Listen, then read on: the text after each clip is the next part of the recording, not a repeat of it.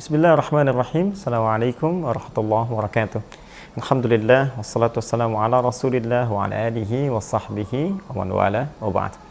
Saudara-saudariku, Alhamdulillah Allah pertemukan kita kembali dalam hari yang baru dan tentunya di waktu yang insya Allah lebih bermanfaat dibanding hari-hari sebelumnya.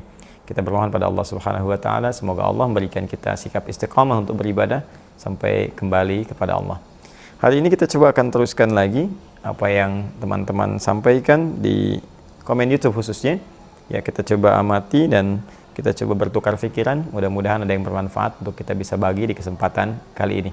Ya, dari 3 hal yang teman-teman sampaikan, baik di web ataupun tulisan yang sempat disampaikan di ta'lim dengan di laman YouTube kita. Coba kita teruskan dulu untuk yang di YouTube. Dan selanjutnya kita akan coba ya kembalikan lagi kepada tulisan-tulisan yang teman-teman sampaikan dalam ta'lim atau juga nanti yang di web, coba kita cek untuk kita jawab satu persatu insyaallah. Baik, ada pertanyaan dari akhuna Muhammad Riza. Baik, Assalamualaikum Ustaz. Waalaikumsalam warahmatullahi wabarakatuh. Bolehkah menunaikan sholat syuruk di rumah setelah sholat berjamaah di masjid? Terima kasih. Allah barik fiik. Baik, kita lihat dulu dalilnya. Nah, setelah menemukan dalil itu, baru kemudian kita komentari dan kita bisa simpulkan bagaimana penunaian sholat syuruk yang dimaksudkan. Baik, tentang syuruk ini kita bisa temukan misal di hadis riwayat At-Tirmidzi, ya, nomor hadis 586 dan status hadisnya insyaallah sahih. Baik, disampaikan dari sahabat Anas bin Malik, ini yang paling populer, ya.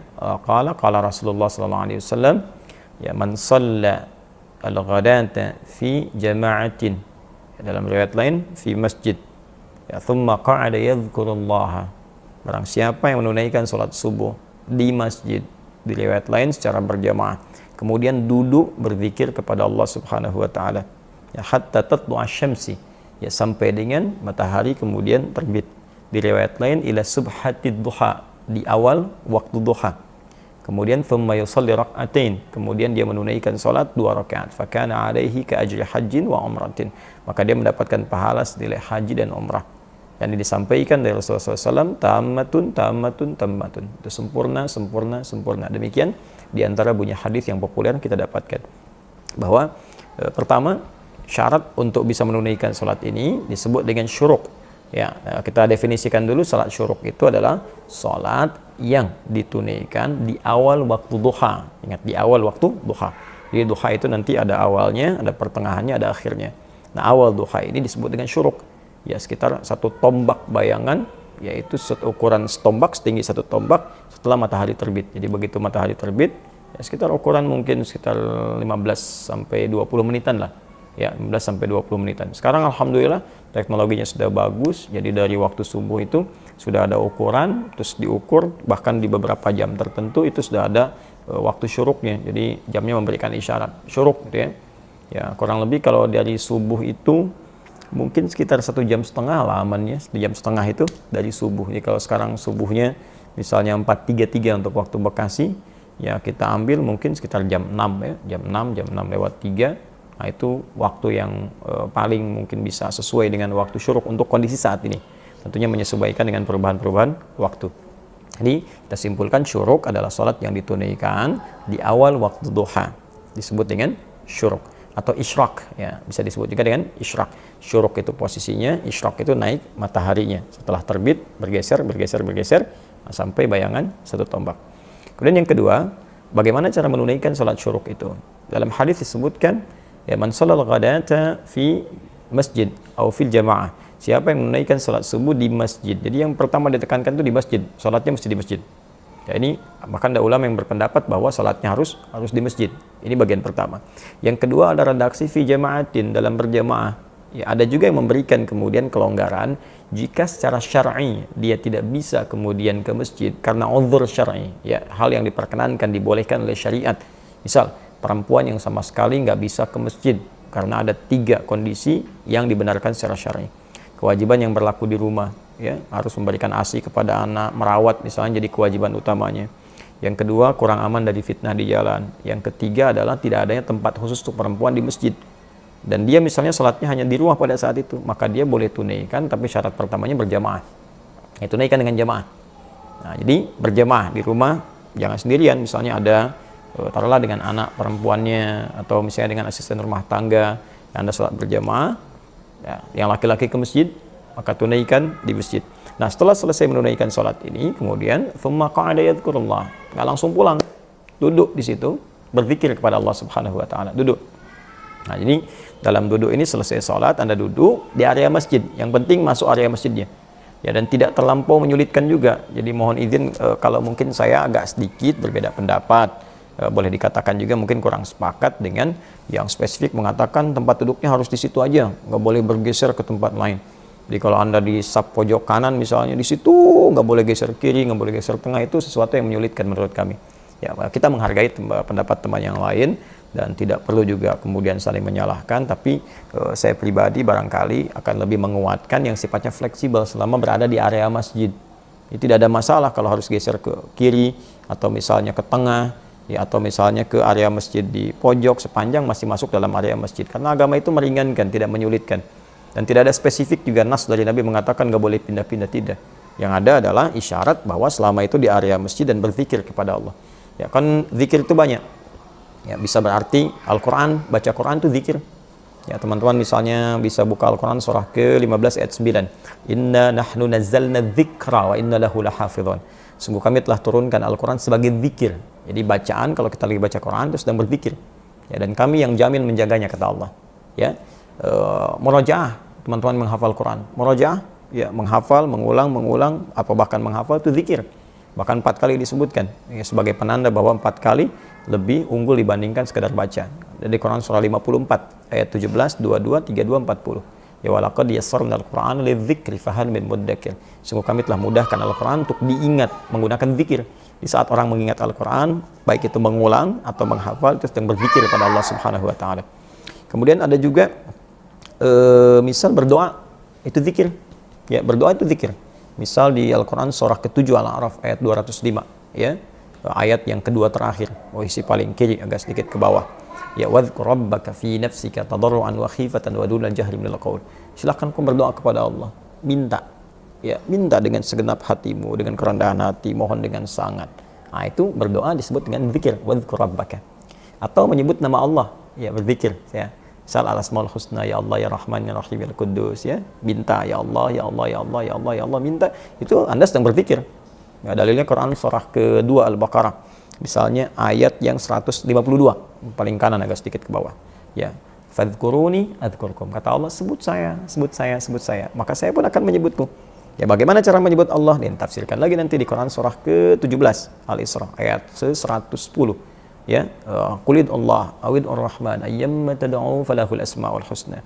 Ya, sebut nama Allah, sebut nama Allah atau Ar-Rahman, atau kapanpun kamu ingin memanggilnya, Allah punya nama-nama terbaik, itu berzikir. Ya, atau juga nanti ada amalan lain misalnya termasuk sholat juga zikir. Ya, sholat juga zikir, ya, sholat sunnah itu masuk zikir. Ya, misal ada di Quran surah ke-20 ayat ke-14, Allah menyebut sholat dengan zikir. Ya, innani anallahu la ilaha illa ana fa'budni wa aqimis salata li dzikri. Saya Allah, enggak ada Tuhan selain saya, sembah saya. Caranya tunaikan salat sebagai zikir, kata Allah, kepada saya, pada Allah. Ya, bahkan sebuah aktivitas yang mendekatkan diri kepada Allah itu zikir. Ya, ikut ta'lim misalnya, ada ta'lim, ada pengajian, pada subuh kita ikut itu zikir namanya. Ya, dari mana dalilnya Ustaz? Banyak. Bisa kita lihat di Quran surah ke 4 An-Nisa ayat 103. Ya, fa idza qadaytumus salata fadhkurullah. Maka jika Anda selesai menunaikan salat, fadhkurullah, silakan berzikir kepada Allah. Qiyaman wa qu'udan wa ala junubikum. Mau sambil berdiri, duduk atau sambil berbaring, zikir itu umum. Ya, bisa mengucapkan kalimat tauhid misalnya la ilaha illallah, kalimat istighfar, astagfirullah, astagfirullah, di hadis Muslim nomor hadis 571, astagfirullah, astagfirullah, astagfirullah, Allahumma antas salam minkas salam wa barakatuh dzal jalali wal ikram.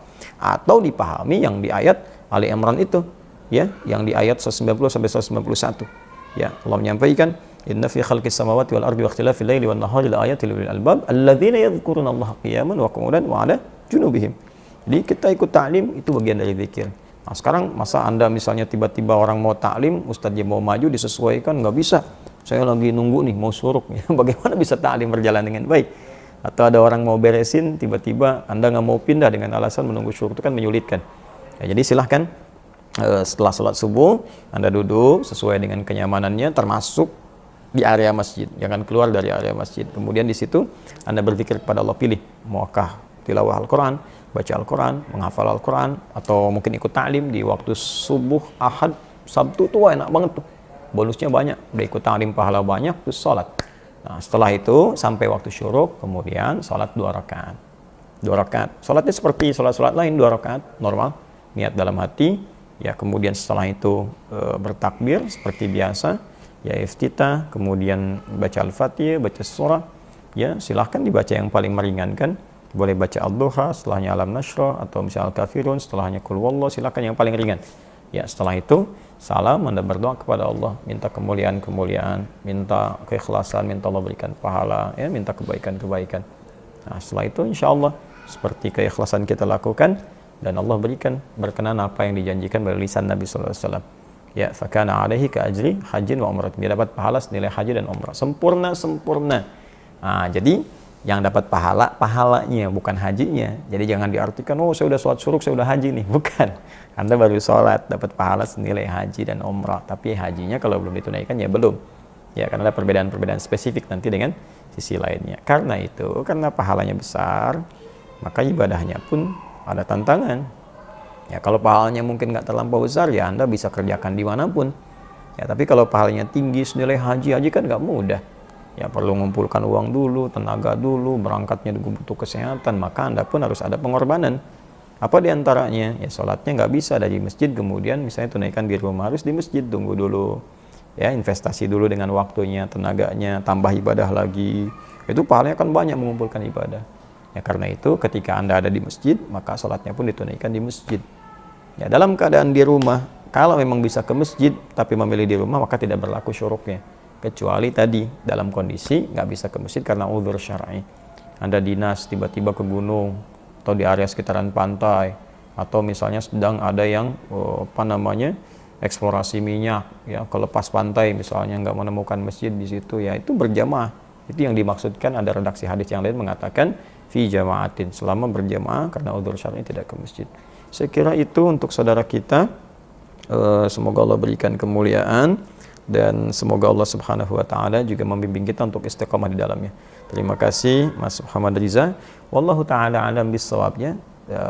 Allah yang Maha tahu mana yang paling benar. Kalau ada pendapat ustaz yang melengkapi, kita ambil. Nah, tapi juga saya ingin ingatkan bahwa kalau ada kesempatannya, ambil. Kadang-kadang ada yang lupa. Ya misalnya ikut taklim dari Sabtu, Ahad, begitu selesai pas syuruk pulang, sayang. Atau ada yang ngobrol-ngobrol. Ya, ngobrol memang nggak dosa, nggak dilarang. Cuman pahalanya ya sayang aja nggak dapet. Ya zaman Nabi pernah ada demikian. Jadi ada seorang tabi'in pernah bertanya kepada sahabat Jabir. Ya, pertanyaannya sangat menarik. Itu ada di hadis Muslim nomor hadis 670. Ya, ditanya apakah Anda pernah menemani Nabi SAW? Ya, maksudnya menyaksikan sholatnya Nabi. Spesifik lagi tentang sholat syuruknya Nabi. Ya kata beliau, saya sering menemani Nabi SAW. Ya artinya mengikuti Nabi lah ya, beraktivitas terutama sholatnya. Dan beliau melihat bahwa kebiasaan Nabi itu pada subuh itu nggak pernah keluar dari tempat beliau sholatnya. Ya artinya beliau di situ berzikir kepada Allah sampai tiba kemudian terbit matahari. Ketika terbit beliau sholat 2 rakaat. Ketika meninggalkan tempat sholatnya itu, beliau menyaksikan beberapa kalangan sahabat sedang duduk ngobrol tentang mengenang masa-masa mereka di jahiliyah. Ya, kalau kita sedang canda gurau sampai mereka ada yang tertawa. Ya ada yang tertawa canda. Apa respon Nabi? Nabi senyum aja. Senyum itu indah sekali Nabi.